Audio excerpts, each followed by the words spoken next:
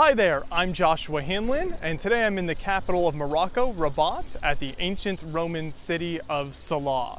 This city is over 2,000 years old and was referred to by Roman historians such as Pliny the Elder. Some of them even mentioned it as one of the more important cities in the area.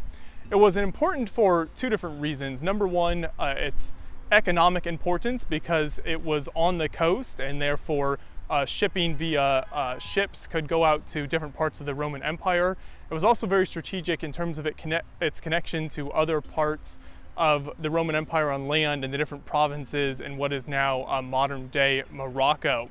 So many different empires and emperors have controlled the site over the years. After the Roman era, the Muslims came in and different dynasties controlled this city until about the 15th century when the Marinid dynasty, which is a lot of what you see in the ruins today, kind of fell apart, and in the 15th century basically abandoned the site. And that was the last time that this was really a center of power for any of the local empires here.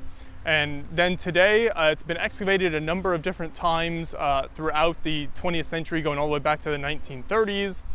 Then different portions in the 1960s and even the 1990s. And so excavations of different parts of the ancient Roman and Muslim sites have been worked on for many different years as they've uncovered so much history tracing back thousands of years here at this site. It's really fascinating to visit. Even just the outside walls that you can see behind me here are impressive to look at. So let's go in and take a look at some more of the ruins and the history of the site. The signage here at the site gives a good example of the history and geography of Morocco. So there are 5 different languages on the main signage here.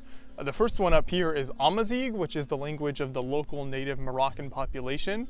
Then you've got Arabic over here, then French, and so the French represents the fact that Morocco was a French colony for many years. Over here you have Spanish, so Morocco is just across the Strait of Gibraltar from Spain and very close, so you have a lot of Spanish coming over. And then at the bottom we have English. And so you can see, just based on the languages that they put on the signage, kind of the history and the geographic location of Morocco and the people visiting the site. Behind me are the ruins of the Artisanal District of the ancient Roman city. So located here would have been oil presses, bakeries, shops, and some general private spaces for the artisans and shopkeepers to use in the city.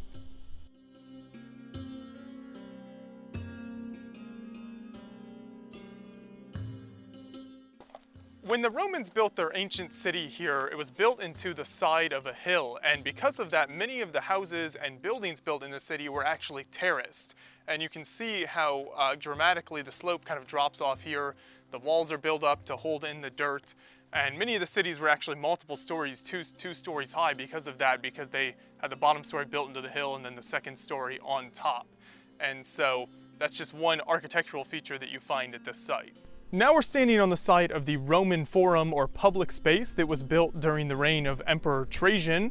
So this would have been a large public gathering space, and you can see some of these blocks have inscriptions on them that are dedicated to Roman emperors or the great magistrates of the city.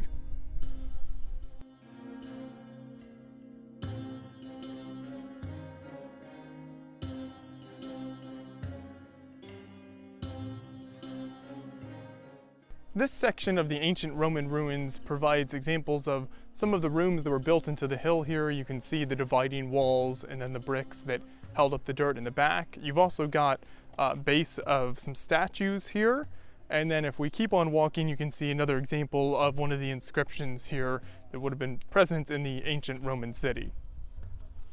These ruins are the only known bath complex in the ancient Roman city, and it consisted of a number of different rooms. You had a gymnasium for physical exercise, rooms for undressing, then there was a warm room, as well as 2 hot rooms. And the architecture of these Roman baths was always very interesting because they were built off the ground on clay bricks, and that way heat from ovens could be fed underneath the floor and then warm up the baths. And so these are what remain of the Roman baths.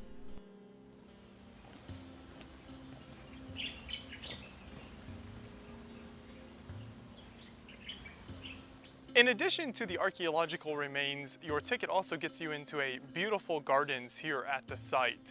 So if the sun gets a little too much for you while you're exploring the ruins, you can come into the gardens and watch and check out all of the beautiful flowers and trees here on display and enjoy their shade.